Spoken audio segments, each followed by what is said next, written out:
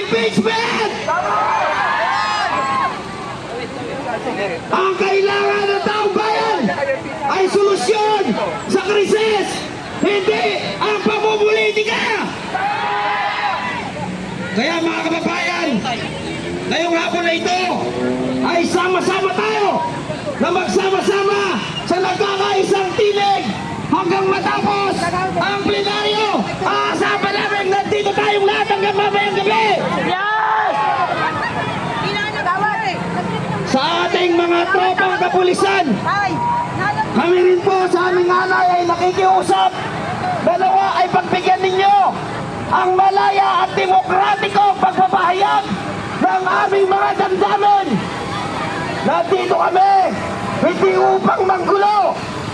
Nandito kami upang isigaw ang gusto ng mayoryang Pilipino na ayaw namin sa impeachment.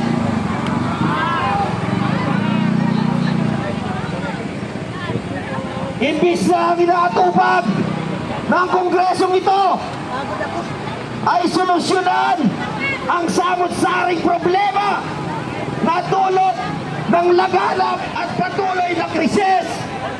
Sila naman ay busy dyan sa impeachment na alam naman ng mayoryang Pilipino na yan ay bunga lamang ng mali-malitang nakaw mula sa taong bayan.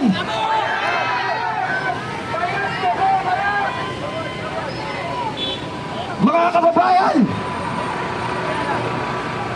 ngayong araw na ito ay ating masasaksihan muli ang pagkakaisa ng mayoryang Pilipino.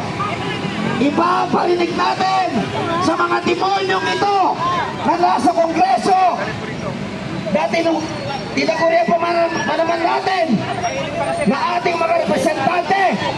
Pero dahil sa mali-malitang mga basura ang ginagawa nila ngayon sa ating bayan at ang trato nila sa ating ngayon ay mga basura. Papayag ba kayo na magpatuloy ang kagaguhan ng Kongresong ito? Hindi!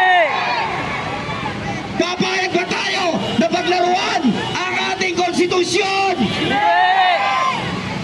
Papayag ba tayo na dahil sa pamumulitika tayong mga Pilipino ay makaranas ng patuloy na paghihirap?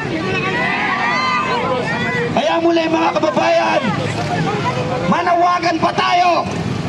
Punuin natin ang labas ng Kongresong ito. Isigaw, no to impeachment! Wala kang listan.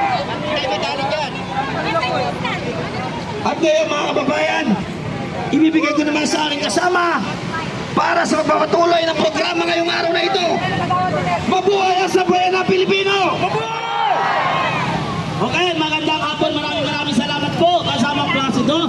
At bago po ako magsalita, nais ko lang po magpasalamat sa lahat na nagkakaisa mula kay Tatay Rani. Maraming salamat po tay sa District 3, President ng PDP, Kuya Bani. And siyempre, Kapitana Pekson, Masada, Maisog, DRT at DRS. Maraming salamat. At siyempre, hindi po ito mabubuo kung wala ang ating former Congressman Mike Defensor. Maraming salamat po. Andito din po si Kuya Point. Ngayon, bago po magpatuloy, nais ko lamang po ulitin kanina. Asa na yung matapang kakampi ng congressman kanina dyan? Nagtatago na ba sa palda ng kongresista? Ang sabi niya kanina, bakit daw pinapakyo ang sasakyan ng congressman? Ipapahuli niya daw. Ang sagot ko sa'yo, gongong! Bobo! Tanga! Duwag pa! Kami tumatayo dito dahil hindi kami pabor sa nangyayaring impeachment kay Inday Sara. Dahil alam naman natin kung ano talaga ang gusto nilang mangyari. Ayaw nilang tumakbo si Sara Duterte sa 2028 dahil alam nila na pag lumaban sila kay Sara ay siguradong lampaso sila. Diretsong Enedoro ang kanilang kandidato. Kaya sa mga congressman dyan sa loob, mga putang ina ninyo, makinig kayo sa mga ordinaryong Pilipino.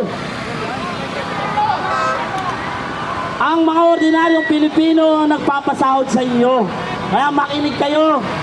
Ngayon po, pakinggan ninyo ang pahayag ng ating kasamaan na naging kasama niyo dyan sa loob. Walang iba.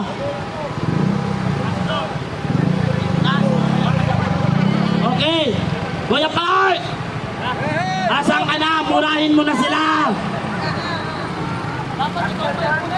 Kuya Park, it's your time. Magandang hapon! Magandang hapon! Papayag ba tayo na ma-impeach ang pangalawang presidente? Papayag ba tayo? Papayag ba kayo na ma-impeach si Marcos? At isarado ang Congress? Yan tayo papabor pag pinasara ang House of Representatives. Dahil lahat ng ginawa ng House of Representatives, puro kabalbalan, panggagago, pambababoy, at pagnanakaw sa pera ng taong bayan. Malinaw sa amin, sa lahat ng nasa loob ng Congress, na ang impeachment na ito ay dinisenyo ng administrasyong bangag para pabagsakin lamang at ipagdamot sa mamayang Pilipino na mamili ng leader sa pagdating ng eleksyon. At malinaw sa amin na bayad ang lahat ng mga congressman para i-impeach ang ating presidente na si Inday Sara Duterte. Meron bang mga Muslim dito? Meron bang mga Muslim dito? Lahat ng mga Muslim dito ay nananawagan sa lahat ng congressman na mga Muslim na pumoto kayo sa inyong konsensya, hindi sa malita. Alam ng mga Muslim na congressman ang batas ng mga Muslim na tinatawag nating Sharia law. Bawal sa Muslim ang magnanakaw.